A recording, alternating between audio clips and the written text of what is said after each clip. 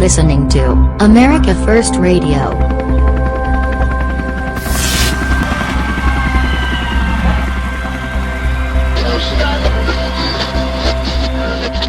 Here is your host, Paul Adams. Hey there, everybody. Welcome back to America First Radio. This is your host, Paul Adams. This is going to be more of a short episode, and I just want to repeat for the 100th time here what I've been saying all along. There is no weapon that is formed against Donald Trump that will prosper. In fact, it will boomerang on the heads of those who formed it. So, pull a chair, bring out the popcorn, and watch the show. I knew from day one that there would be traitors, lackeys, rhinos, anti-Trump numbnuts in Trump's cabinet. They will only make themselves more visible and foolish because they have the imagination of mollusks. And the God of Abraham, Isaac, and Jacob has already proved to them that Trump cannot be beaten. I mean, look at the invective. Look at the millions, the hundreds of millions, if not billions of dollars that has been thrown down the toilet in negative ad campaigns. And he has been tested, tried, and true. He is God's appointed president. He came through the election after the enemy unleashed everything but the kitchen sink. And they're still trying to get him off track. Think carefully, you witches, you nihilists, you anti-theists, not atheists, but anti-theists. Think carefully, you warlocks. Think very carefully, Soros, who thinks he is God. Think carefully, Clintons and the Bushes and Romney and Priebus and Paul Ryan, who are lurking in the grass like snakes, who are setting up traps for him. Think very, very carefully, mainstream media. Think carefully, Rothschilds. Do you really want to mess around with the God of America? Do you have any idea what kind of power God has compared to Satan? Do you have any idea what prayers and fasting can do for America and Trump if they are unleashed on slime like you? So you have been warned, but because you're neglecting the warning, you'll simply need to buckle up and feel the heat, because it's gonna come on. And when it comes on, there's no letting up. So are you ready?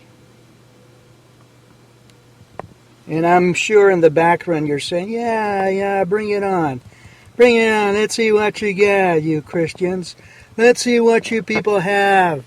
Yeah, you're always talking about God, and you're all a bunch of hypocrites. You go to church on Sunday, and then you screw around the rest of the week.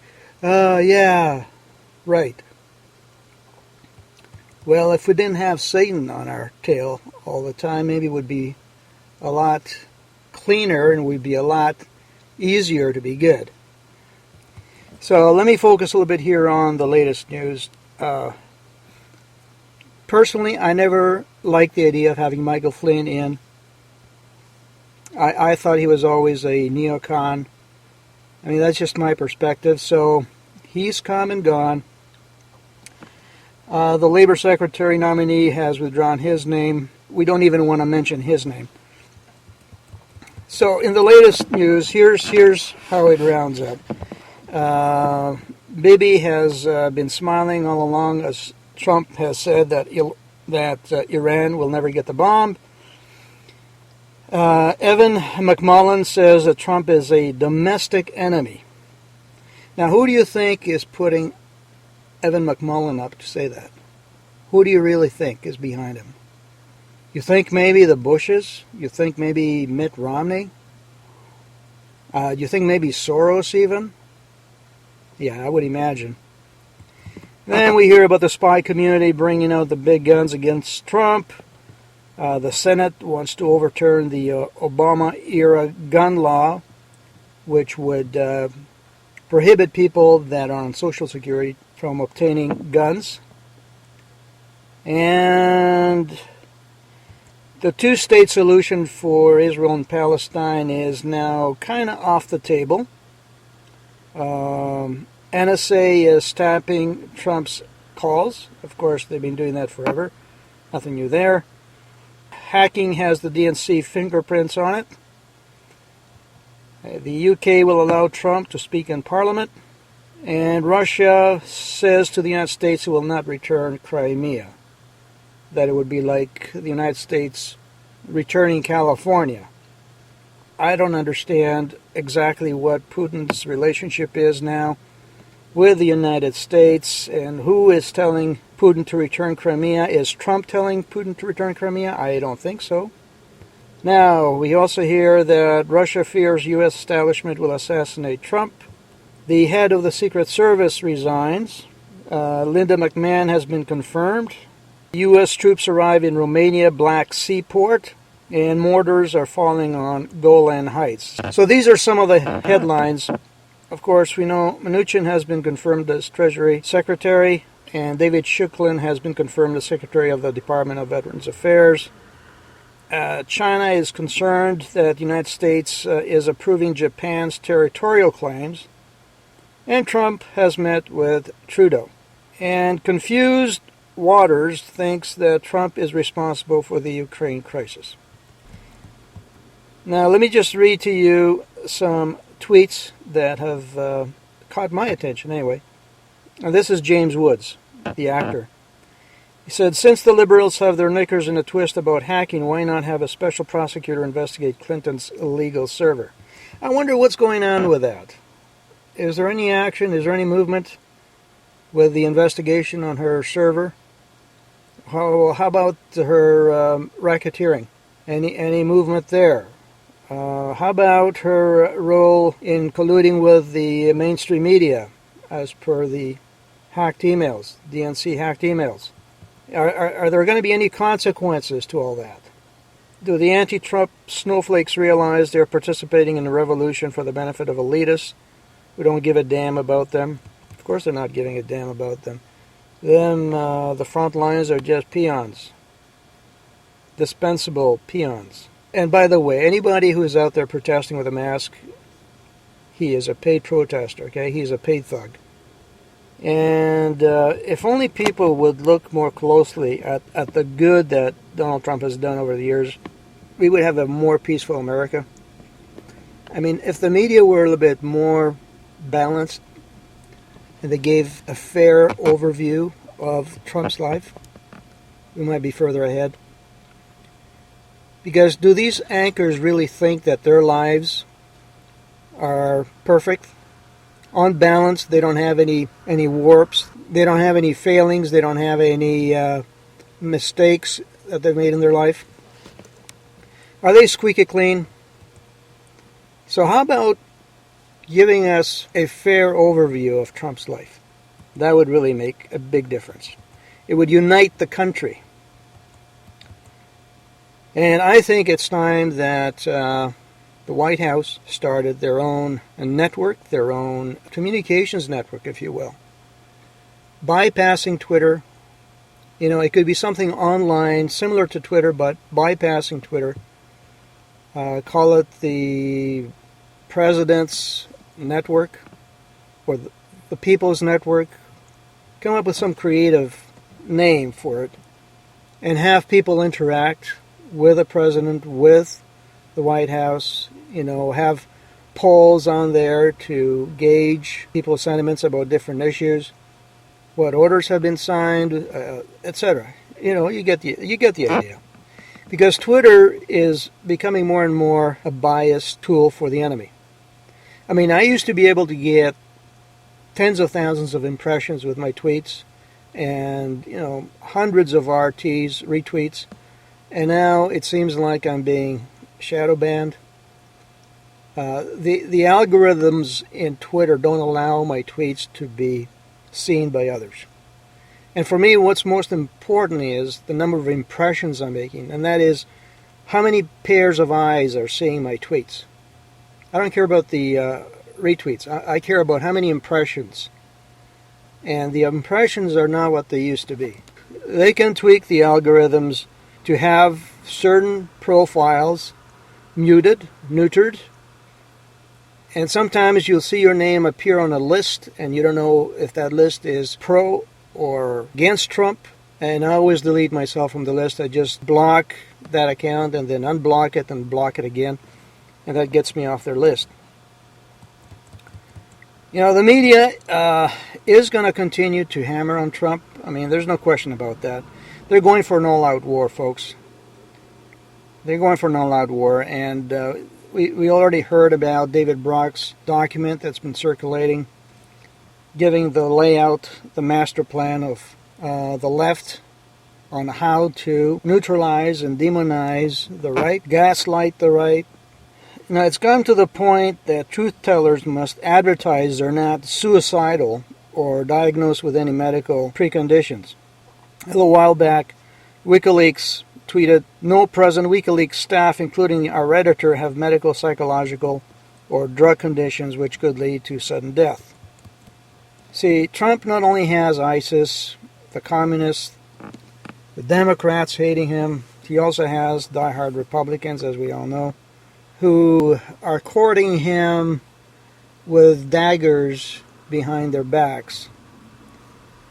And I don't want to create a state of paranoia for anyone here, but to me it's quite obvious. It just, and others too. I mean, I have to thank Alex Jones in a recent video of him with a black shirt on, broadcasting without the air conditioning. He was in the studio, the lights were off.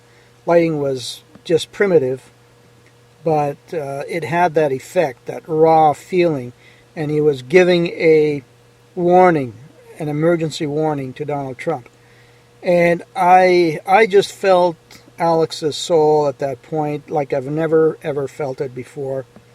He laid it out, black and white, and that's what we need. We need more of that. We need more of that passion. We can't be sitting back behind, a well-lit set, talking like, the grass is going to get taller tomorrow, and we're going to get some rain.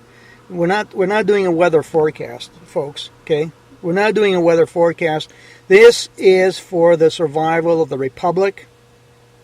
Because if for some reason Trump goes, the republic is done.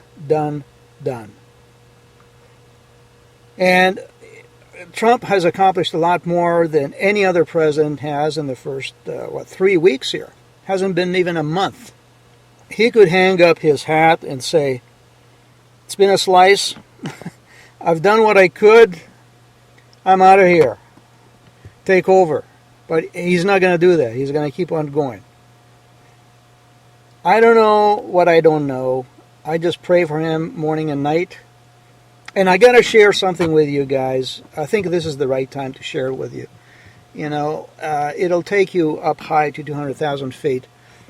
During the election, a lot of people were praying for Trump, and some of us were fasting. I mean, I fasted 4 different times for Trump. And I remember November the 6th. It was a Sunday, and I was fasting. It was right before the election. And I had decided to go up to Baldwin Hills in Culver City, which is not too big a hill, but, you have a good overlook there. And I was going to pray from that hill as I was fasting. But it was just foggy that morning. I mean, the fog was thick like pea soup. And I went up there, and when I got to the top, the fog started lifting, but it was still overcast, like right across the valley. Hollywood, West Hollywood, Marina del Rey, LAX, Santa Monica, downtown Los Angeles, all over. There was not a glimmer of sun. Nothing, not even a small, tiny opening in the sky. And I wanted to know if Trump was going to win. And I asked the Lord, I says, give me some kind of, feeling or some kind of a sign, Maybe if the clouds kind of parted a little bit here and I could see the blue sky, I would know he's going to win. Because I was just adamant that he would win.